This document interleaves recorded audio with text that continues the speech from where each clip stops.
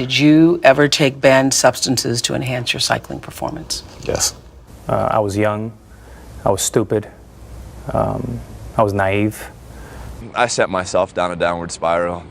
I think it was more of a sign than anything else, that I had to get something under control, whatever it was. I look back at that night and everything happened for a reason.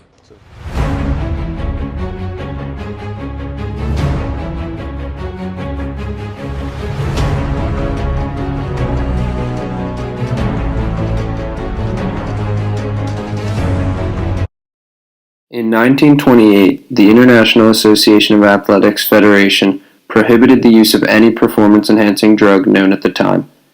For nearly the next century, other leagues followed in suit, setting mandatory drug testing regulations for both performance-enhancing and recreational drugs.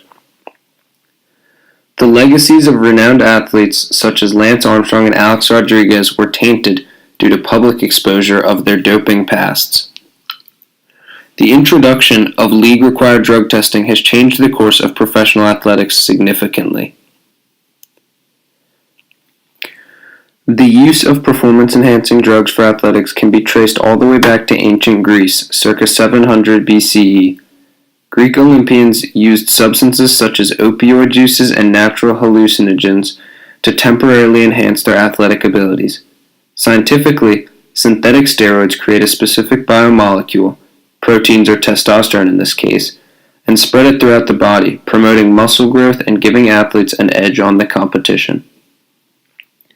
However, this edge comes with risks that are too high stakes for most athletes, whose concern for their health overrides their desire to be the best. In the 1904 Olympics, American runner Thomas Hicks overdosed on a new steroid and the results were nearly fatal. Recreational drug use has always been an underlying occurrence in modern professional sports. After winning the World Cup in 1986, Diego Maradona was shown on international television ingesting cocaine, a recreational stimulant that tarried the career of many a great athlete.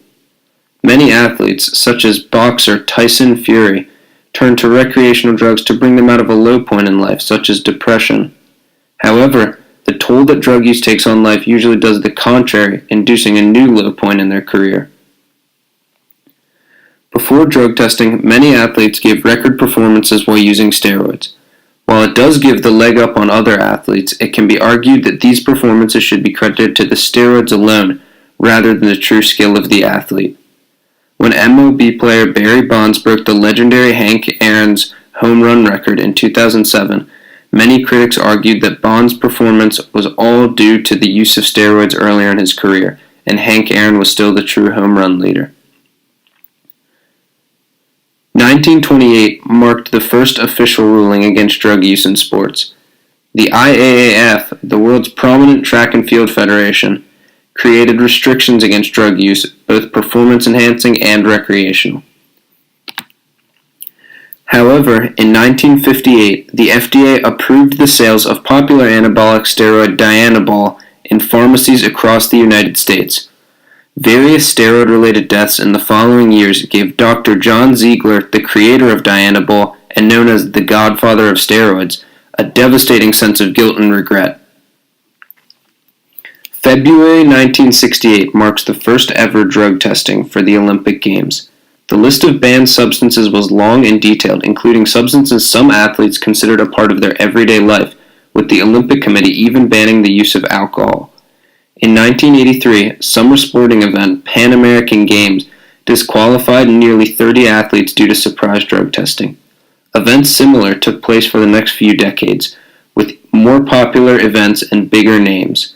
Athletes such as baseball player Mark McGwire and swimmer Michelle Smith were being taken down and exposed to the public.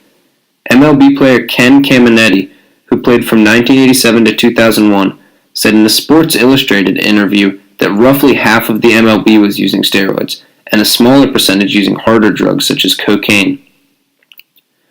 One name that comes up frequently in the talk of recreational drugs in professional sports is NFL receiver Josh Gordon. Since Gordon was drafted in 2012, I think it might be therapeutic for me to just talk about it. 40 NFL I'm in the position I'm in now. I'm kind of grateful for it. I'm going to give this message and this opportunity for people to learn from my mistakes and for me to tell them My Gordon has story. been penalized for substances ranging from alcohol to marijuana to codeine, but never any performance enhancers. At different times during his football career, Gordon has said himself that he would use these substances before games on a regular occasion. "I used to make a ritual of it before every game," said Gordon in an interview.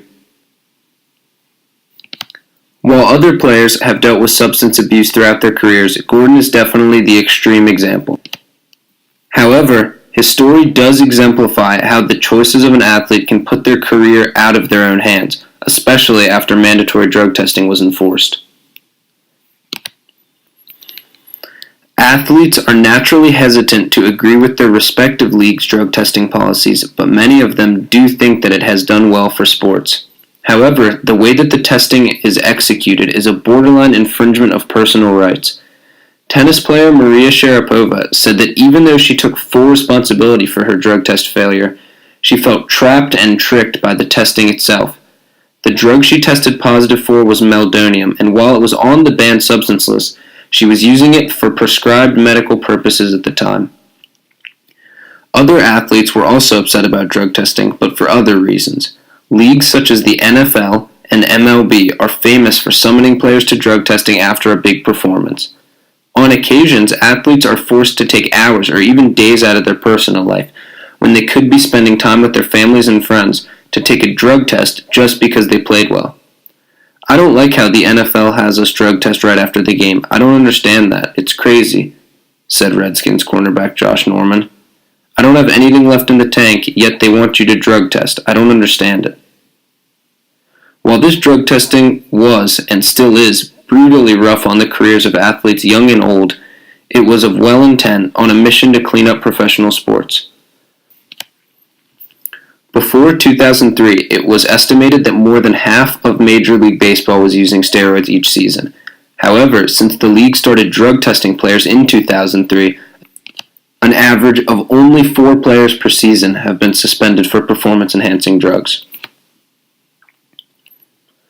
While the negatives may outshine the positives in some cases, drug testing in professional sports is bettering the experience for both the athlete and the viewer.